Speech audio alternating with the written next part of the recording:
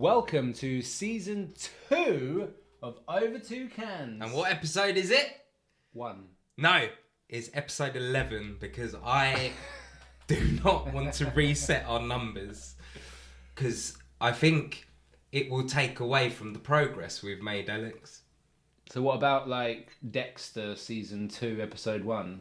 Yeah, but that's no good. What do they do then? I know, but can we just make a special rule for us? What about Game of Thrones season 3 episode 1? No, special rule for us. What about Lost season 4 episode No, 1? season 2, season 2, episode 11, baby. We are here and we are near We're near. alcoholism. And that's why we're doing Dry January. We are. For this episode. Introduce these lovely beers, Right, please. so we have got what I have really recently discovered this brewery, Mash Gang. Yes. They started in lockdown 1, so back in 2020 now. Am I allowed to have a sip? Yeah, well, this is also part of the new resolution for season 2 is that we just get on with the beers straight away. So. Yeah, because we had a discussion off camera and we are going to be very disciplined this year and we're going to be strict. Yeah. We're going to be ruthless.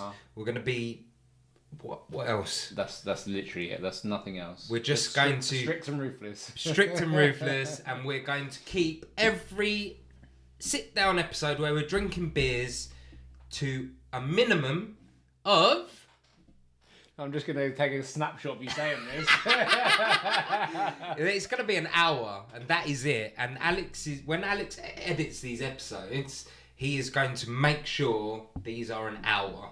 Because we think we were asking too much from our loyal viewership. It's been so long, Sam, I forgot to put the microphone in front of me.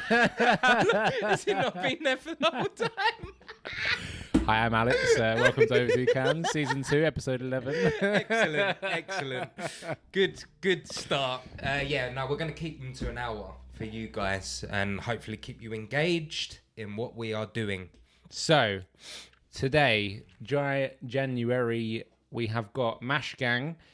This is already, Sam, a very early contender for Can of the Year. Yeah, I remember you sent me a photo of it over WhatsApp, and I was like, Do you want me to tell you the truth about this can? Go on. Right, so I was on Twitter, and this can came up on my feed, and without knowing anything about the brewery, I went on the website and I bought 4 cans of it. Didn't even look at the style of beer. I didn't look at anything, Sam, because I didn't even know it was alcohol-free. And you were sitting there rubbing your hands going, please be a 10%. Yeah, I was like, I can't wait to bring this on the episode. And then I looked at it and I was like, holy shit, it's fucking, it's alcohol-free. I mean, I think it's 0.5%. Yeah, so. I think we were always planning on doing some kind of tribute to Dry January, but it just happened so naturally. It fell to our feet. And then also, by some weird chance or some error on Mash Gang's part. Or some good marketing. Yeah, they knew we were going to do the episode. But they sent me 4 of these first in the post. And then I was just about to email them to say that they sent me the wrong beer. And then the next day, 4 of these turned up. So they paid double postage. And they sent us double the amount of beers. 4 free beers. So we were going to have Tiny Rebel on this episode. We were. But because they sent us both, it's double Mash Gang today. Yeah, double Mash Gang. And I also think like Tiny Rebel are so massive in the game. Like we should give Tiny Rebel their own episode this year at some point. Okay. Hopefully. Yeah, we can do that. Yeah? Yeah. Like Mash Gang, I've never heard of Mash Gang before. No. I'm glad you brought it to the table. Should I just go straight in with some info on them? Because it's actually like their about page. Do it. And you know what I was like with about pages on season 1? Like slagging them off. Yeah. This is sensational. I have one question before you tell me any information. Uh-huh. Is there any American influence with Mash Gang? Not that I'm aware of. So they're UK based? Yeah. Okay. Just because Lucky Charms obviously is an American. Of course, yeah. The most American thing ever. Well, the most American cereal ever, and I think the most popular American cereal ever. An interesting story. Maybe not interesting for you. Interesting for me. When I was about 14, maybe 16, me and my brother went to Florida to visit my great aunt. Yeah. Who moved to Florida in the 60s, or America in the 60s. And this was like mine and Ollie's like height of just loving everything American. Yeah. So we went to like a Target and bought a massive suitcase, and we filled the suitcase with Lucky Charms. And How old were you? I must have been like 16 probably. Yeah, because I remember? remember this. Because I wasn't sure. Yeah, no, I remember. Right. Wait a second. Yeah. The first time I'd heard of Lucky Charms was through Ollie. Yeah. And I think Ollie told me... Ollie was obsessed with Lucky Charms. Yeah. Ollie told me the story about you two filling the suitcase full of Lucky Charms. I think we brought back 9 like big boxes of Lucky Charms, and we just filled the whole suitcase. He didn't even give me a fucking bowl. The bastard. Really? Nah. He did love them. Then there was like... Remember, there was like that American like sweet shop that opened up in the Glades, wasn't there, for a while? And they sold Lucky Charms in there at like £8 a box or something. Yeah, but all of those kind of like American sweet shops in the UK, they just import stuff, don't they, from America? You always get the little white label on the back. Yeah. But this is UK through and through. Yeah. But you're going to find out some interesting information about Mash Gang in a minute, which is going to surprise you. Go. So it's a bit lengthy, but I think it's worth the read because it's really interesting. So this is their FAQs page, which stands for frequently asked questions. Yes. Did you know that? I did know that. Are you calling me an idiot? What is a Mash Gang? A bunch of friends who started brewing NoLo beers during the first lockdown, NoLo being no alcohol or low alcohol. Okay, that's new to me. So NoLo, NOLO. Yeah. No alcohol. No. Yeah, no alcohol or low alcohol. So it's basically alcohol-free or low alcohol beers. That's what it stands for. So it should be NALO. No, but it's not both. It's just no or low. Okay. And it's just called NoLo as an abbreviation. Got it. It's been processed. Yeah. It's registered. Stick that one at the back. Yeah. After a fairly successful first launch, we went a bit rogue and made about 9 beers in 3 months. People kept wanting more, so we kept making them. We didn't quite intend to start a company and carry on after lockdown ended, but here we are. So the question... So this brewery was born out of COVID? Yeah. That's cool. I like that. Yeah. Basically, they're probably just a bunch of mates that were bored and they decided to make alcohol-free beer. Just a quick sidetrack. I know you've got more to say, but... Do you ever sit there sometimes and think how much good has been born out of COVID? Yeah. This is a prime example. Yeah. This is a prime example. That's a prime example. It kind of makes me really happy that people had this time to sit, reflect, and go, I'm going to do something which makes me happy, which is what these guys have I completely agree. I mean, we spoke about it in episode 5 as well with Beak, didn't we? With Danny and with Jay. Like, we spoke about lockdown and the influences it had. Like, you know, no one needs to fucking state the obvious that, like, it's been, like, if it didn't happen, then everyone would obviously want that. But yes, it has, like, for me personally... Like the last 2 years have been some of the best years of my life. Oh yeah, same to me. And you know that's just you know it's been a shit situation for a lot of people, but for me personally, yeah. And I'm not referring to the what was my favourite moment of 2021 is you drinking your first stout and my baby being born. They were both great things which happened in that year. Have you decided which one was the best one yet? Not yet. I'm still processing. But yeah, I just think also going back to Danny, they moved to that to where they are now during COVID as well. What, to the brewery? Yeah, they'd only been there since January. Yeah. Which was when we started Craftline. Yeah. Which sticks in my head. So that was born out of COVID as well. Anyway, we sidetrack as usual. How long have we got? We're keeping this to an hour. You know what we should do? We should get a little clock. I know. With a countdown. Should we do that for the next episode? Little timer. Maybe we can like make an actual bomb, right? And if it gets to 0, it actually explodes and we both die. I didn't think the word bomb was going to come out of your mouth. But if we get to the end we'll put the trigger on the camera. So when we turn the camera off, the bomb turns itself off. That is quite extreme. Yeah, it is. But what about we have a bomb, but it's filled with beer, And then if we go over the hour, we get drenched in beer. And if we that's not nice, is it? and if we do it in under an hour, we get to drink the beer. Yeah. Okay. Yeah. I mean, I don't know how Steph will feel about your living room being soaked in beer. You know, whatever. Tell me about Mash Game. Right. Low alcohol. Why?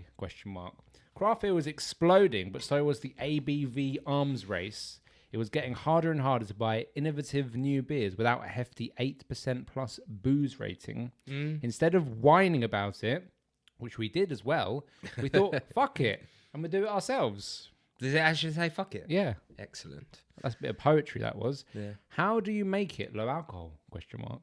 No, it isn't unfermented wort. Nah. We don't boil off the alcohol from a higher ABV. When I read this earlier, I read it well in my head, and I've said that really badly, but I apologise. We don't boil off the alcohol from a higher ABV beer. We use standard brewing kit with cutting-edge brewing techniques and high-quality ingredients to bring full-flavoured craft beers. And they've got like maybe a mission statement or just a little, one-liner. Always brewed to strength with premium ingredients. And that's in quotation marks. That's right. cool. Next FAQ. What is a phantom brewery? We made the term up as gypsy or nomad brewer didn't ring true to us. Putting it simply, we don't own our own brewery. Gypsy? Gipsy. Gypsy? No, it's gypsy. No, it's not. It's gypsy. Wait a second. Which proves my point about I was comparing a nomadic brewer to a traveller. Oh, yeah, it is gypsy, isn't it? Mate. And you were telling me off. I don't think we spoke about it on an episode, but we did have a discussion off camera. I basically said to Alex that a nomadic brewer, which is a brewery which travels around and brews at already established breweries and doesn't have a set home, I compared that kind of method as a traveller. And Alex was like, no, you can't do that. You can't compare a nomadic brewery to a traveller. And lo and behold, another name for a nomadic brewery is a gypsy brewery. If you're not careful, Sam, we're not going to make it to season 3, mate. I literally read that earlier and I was like, that says gypsy. And then I was like, no, it doesn't. And then later on, they say the word gypsy again. And I read it in my mind correctly. So I'll let you off. Sorry, carry on. What the fuck I'm doing? I just love to prove myself right. Let me just start again on that paragraph. What is a phantom brewery? We made the term up as gypsy or nomad brewer didn't ring. You know what? Fuck you, Sam, right? Didn't ring true to us. Putting it simply, we don't own our own brewery. We design the beers and write the recipes, but we don't have our own gear. It's not as rare and unusual as you think, especially in Europe. Mm-hmm. And this is the bit that's going to be really interesting to you. Okay. So where do we brew? We brew our small batch runs at Northern Monk in Leeds. And our bigger core range runs are... can I guess? Produced at... Yeah. Verdon. No. Daya. No. Beak. No. I mean, we literally just said... Wylam. We just said half of the name of the brewery. No, we just said half the name of the brewery. We had a long conversation. Gypsy Hill! No way! Yeah. That's cool. Small batch runs at Northern Monk. And a bigger core range runs produced at Gypsy Hill in London. Hill. We love to do collaborations too, so we end up on the road quite a bit visiting hot breweries. See, I think... Why am I in hot? It's in host breweries. Host breweries, not hot breweries. I'm going fucking do that. See, I think nomadic breweries have got it right. They're having more fun. They're on the road all the time. Binde are nomadic, aren't they? Yeah, they're going to different breweries, meeting loads of different people, brewing amazing beer, and then moving on. If we started a brewery, I'd like us to be nomadic. Not just because we can't afford the equipment. Or know how to brew. Hi, we're a brewery. We'd like to brew with you, but can you just make it all for us? 1 week you're at Gypsy Hill, next week you're at Daya. Yeah, that is cool. And that's what Beak used to be before they settled in Lewis. They were nomadic.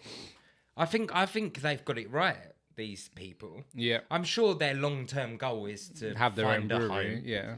But I like that. I think if, let's say we ever thought about starting it, something like this, 2 years minimum on the road, go to all the breweries. Yeah. And you learn, how much would you learn? Yeah.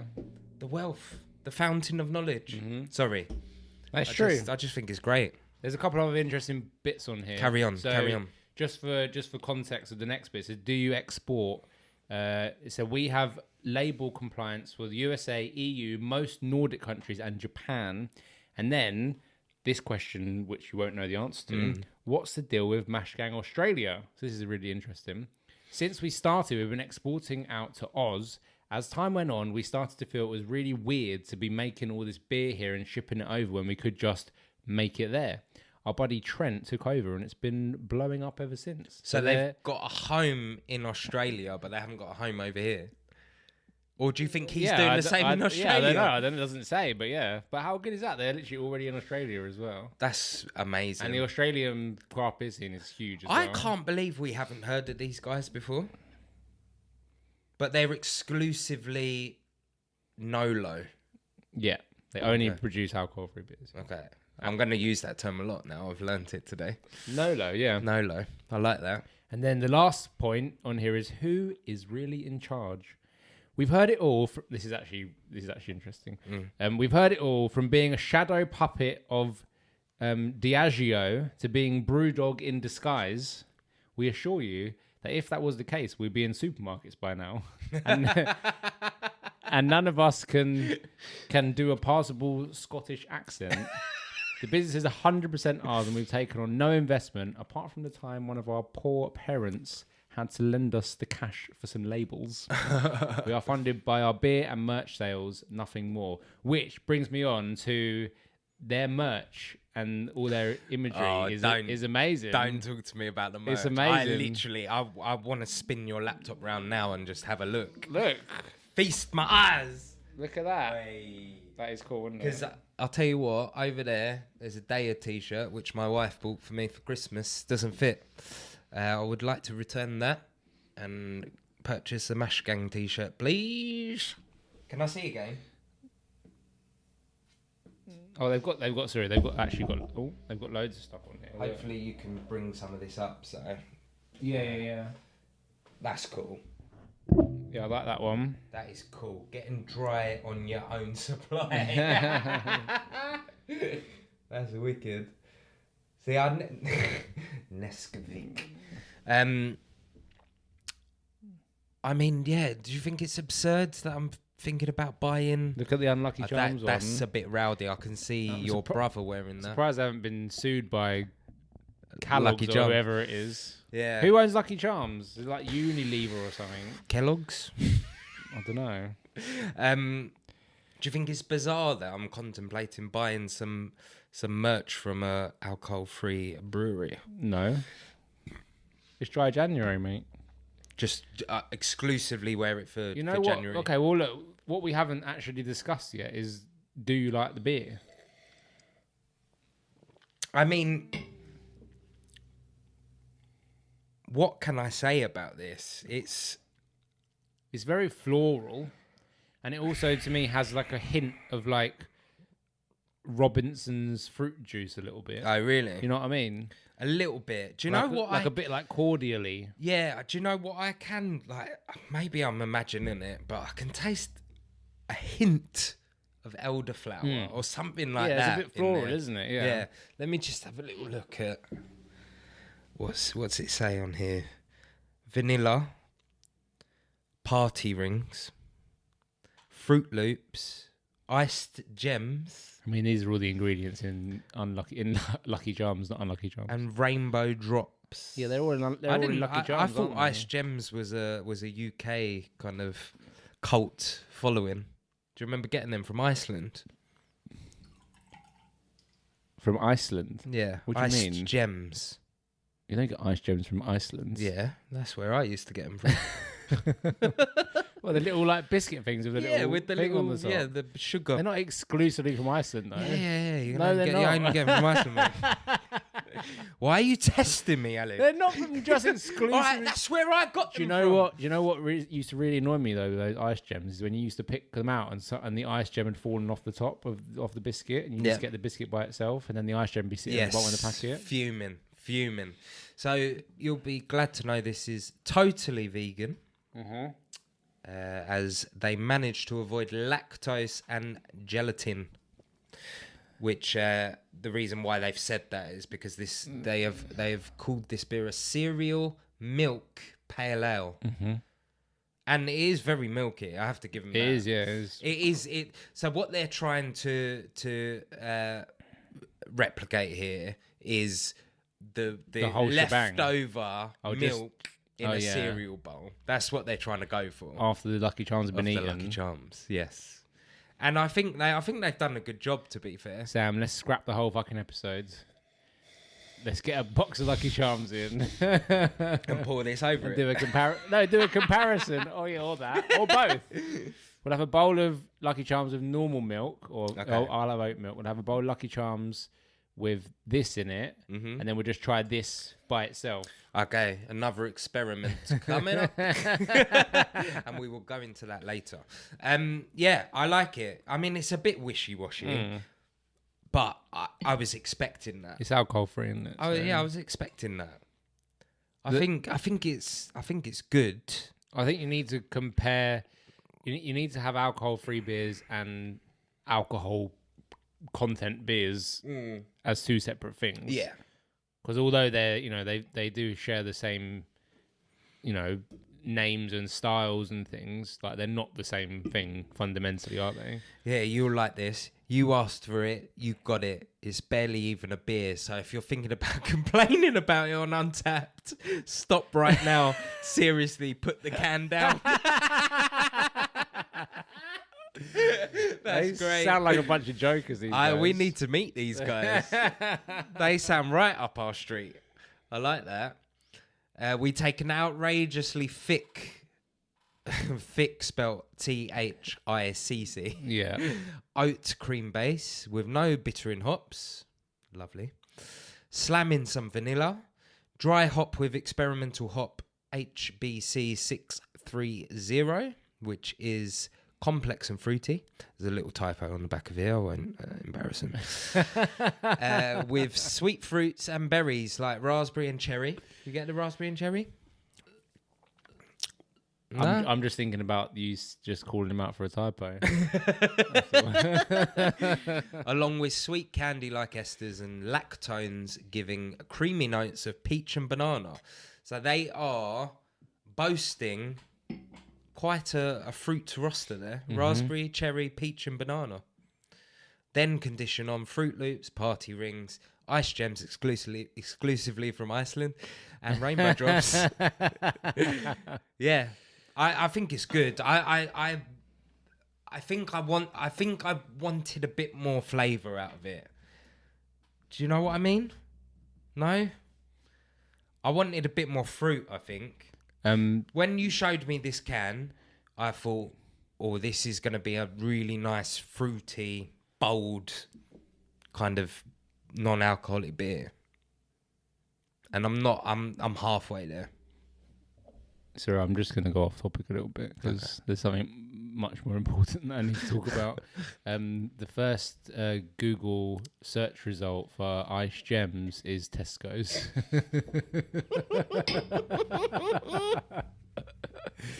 And Tesco's and it says before 2009 it was exclusively sold at Iceland. They're actually made by McVitie's.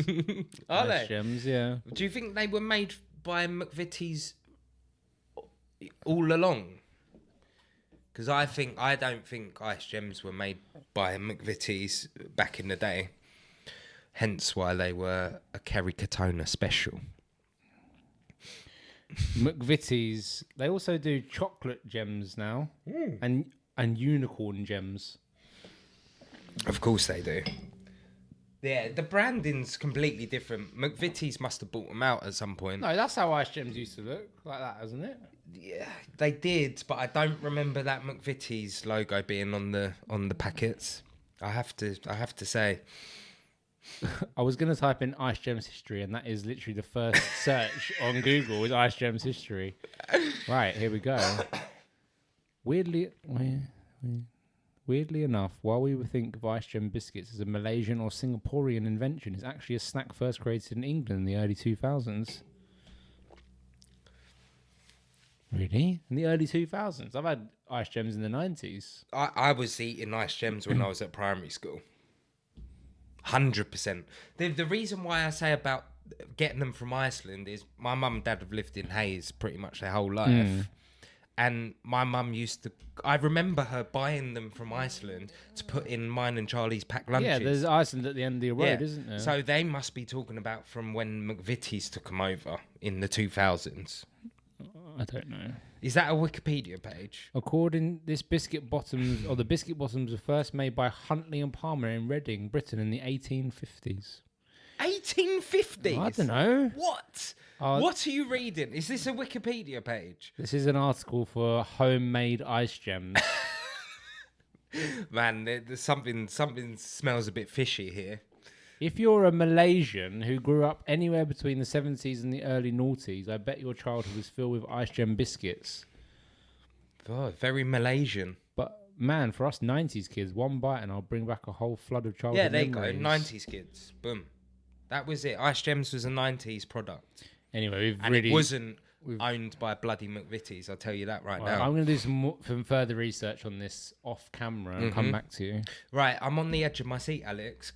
I haven't heard anything from you about this beer. Okay, so firstly, it's very drinkable.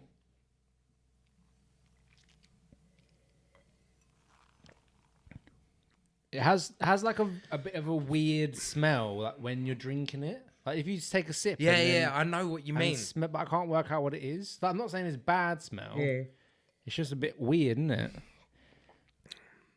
I mean, I haven't had that many alcohol-free beers, and I have had a few like towards the end of last year, and some of them were really bad, and some of them were really good. Do you remember the Thornbridge, which was amazing? I didn't have that. You had that. I had it. I raved about it, didn't I? That was like episode 1, wasn't it? I think this is different because it's a no alcohol beer or a low alcohol beer, but they are. Especially this one, it's a novelty beer. Yeah, 100%. They're basing it on a novelty. Yeah, kind of like it's kind of like the Christmas beers, isn't it? Yeah, like the Amundsen and exactly. the 2 Olds and stuff. Whereas that Thornbridge I was raving about, 0.5 or whatever. That's just everyday alcohol-free beer. That was them trying to replicate a beer, like a standard kind of beer. This is just an experiment. Yeah, this is an experiment. Yeah. So I can't really compare that. No. But I forgot to say the colour. I really like the colour. Very, very light in colour. Considering we like the opposite of that normally. Mm-hmm. We like the dankness. This is the opposite of dank. I guess it's almost like maybe some alcohol-free beers will try and replicate a look of a beer as well, whereas Mash Gang have just been like, we're just gonna go for flavour and taste and not worry about the colour potentially. Yeah, but I mean, but no, I think they're being clever because of what it is. Cereal milk pale ale. I think that is the colour they wanted. I mean, if you were going for the end of your Lucky Charms bowl, I mean, if you're a normal cereal eater, then you would have obviously drunk the milk, so there'd be nothing left anyway. But along with the Lucky Charms, but this is slightly off. I think it needs to be a bit like I suppose see through. Again, I've never had Lucky Charms, but I'd imagine the milk left. You've never had Lucky Charms at all? Never. I'd imagine the reason why I've never had Lucky Charms is because of your brother. Well, because he wouldn't let you. Yeah, bully. Took a whole suitcase home from America. Couldn't even give me a bowl. Half of them are mine, to be fair. How much? But I imagine I imagine the colour. Looking at what Lucky Charms look like would be much more multicoloured than that. Yeah, like the E numbers. No, but it goes into like a pinky colour because it's the milk anyway. It just goes into like a pinky colour. So you're saying that colour's off? That isn't what was left over in your bowl of Lucky Charms. You know what milk looks like. Yeah. I just like the colour. It's unusual. Milk is very opaque, isn't it? For me, I'm not going to say anything more. I'm going to just dive right in. I get a slight dry mouth off of this, Okay. which isn't too pleasant. It's not that bad, but I've had far worse. But I get a little bit of dry mouth, and I wish there was just a little bit more fruity goodness. Yeah. I'm going to give it, in its own category, low alcohol, no alcohol. I am going to give it, based on other non-alcoholic beers I've had, a 3.25. Oh, okay. That's what I'm going to give it. Yes. All right. I think if just that little bit more flavour was there, I would have given it a 3.5.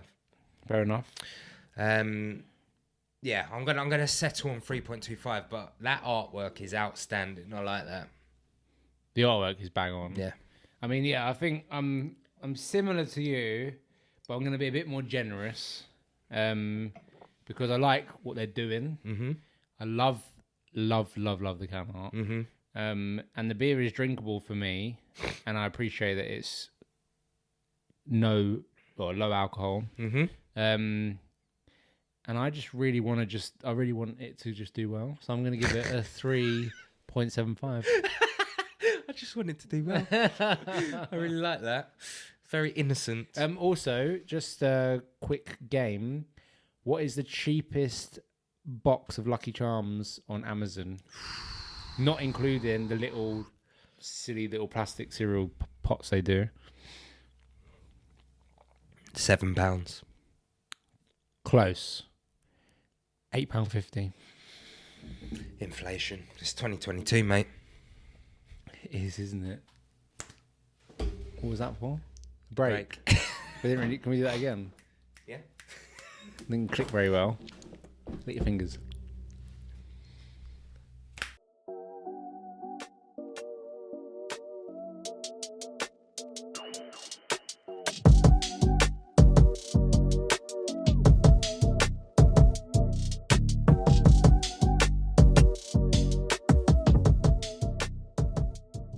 Right, Sam, what happened in the break? I got my timings muddled up. Steph and I have some dinner guests coming over tonight. And I thought they were coming at 7. It is currently... it's currently 6:25 and they're going to be here in 5 minutes. So this is going to be the shortest second half of all time. This does make sure that we definitely keep our episodes under an hour, though. So indeed. Sam, have you ever done what I've just coined as a speed NoLo taste test? No, Do you I haven't. want to do it now? I imagine this is going to be the easiest, quickest beer review we're ever going to do. Okay.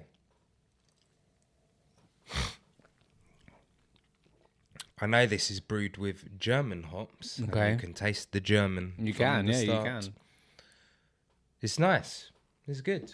I'd say this is more like a non-alcoholic beer. It has the same smell as the last one, but a very different taste. Mm. Yeah. I don't like it as much as the first one, like straight away. No. The first one was. But I think I was always going to enjoy the other one, being an IPA. This one's a Californian. Well, it's Californian common, isn't it? Well, the thing is, we've never had a Californian common Haven't before. we got? Is it Southey? We've got a Californian common in the stockroom. I haven't had tried it yet. Let's have one of those in a future episode and then we can compare. Mm-hmm. Yeah. Right. So what we wanted to do in the second half, we ideally wanted a bit more time, but we wanted to talk about how we want to grow the channel in the future. So Alex, I'm gonna give you the stage. Maybe just bullet point. Well, the bullet points are that firstly, we're keeping episodes under an hour, which we've definitely done which today. We are doing today. Secondly, we're going to carry on doing these like almost like podcast style episodes. But thirdly, most importantly, we're going to branch out a little bit and we're going to do what we're calling them. We're going to call them Over 2 Cans Experiments. So basically, just like any idea that we come up with, we're just going to do it. Which isn't directly craft beer related. Not directly craft beer related, yeah. So just to...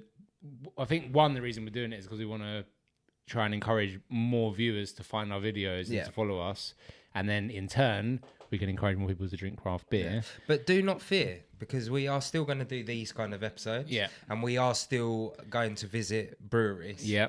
And we might have secured a little second brewery visit in the bank this morning. We did. We're not going to say any more. But it's not for a little while yet. Just in case it falls through.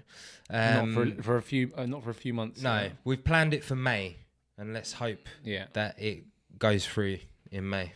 But I think you guys will be excited to see. I think I'm excited for the season 2 because like season 1 we were just finding our feet, and we made a lot of videos and they were very long, and I think we made some good content. Like we got some good responses from it, but we just want to try and broaden our horizons a bit. Broaden our horizons and refine.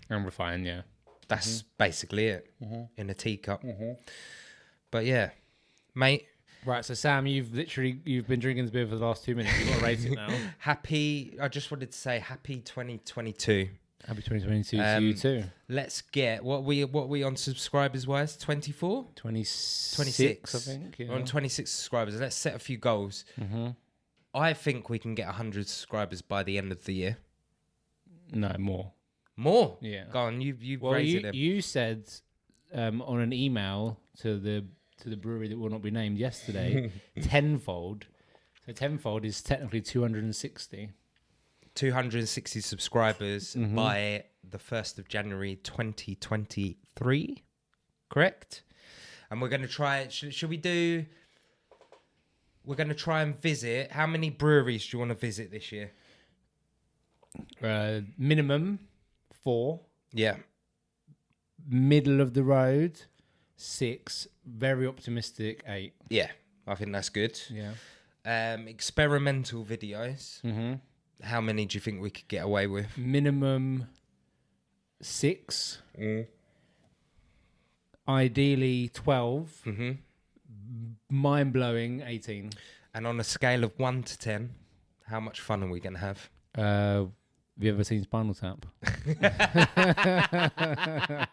All right, mate. Cheers to 2022. Let's go. And to our shortest video. We smashed it. We did it. You need to invite friends over more often.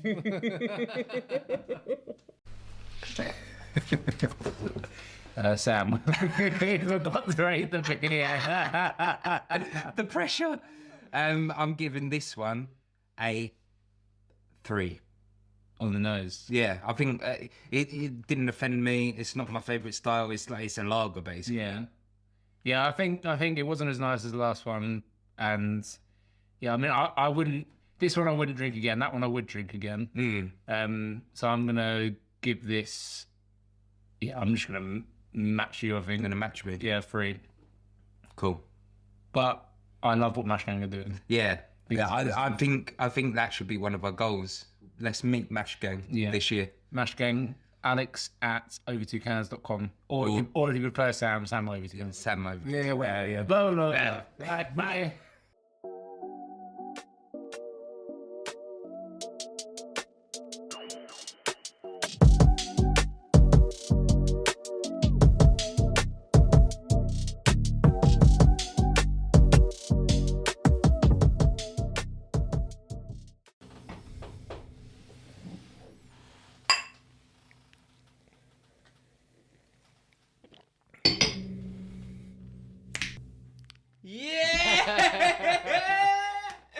Smashed it.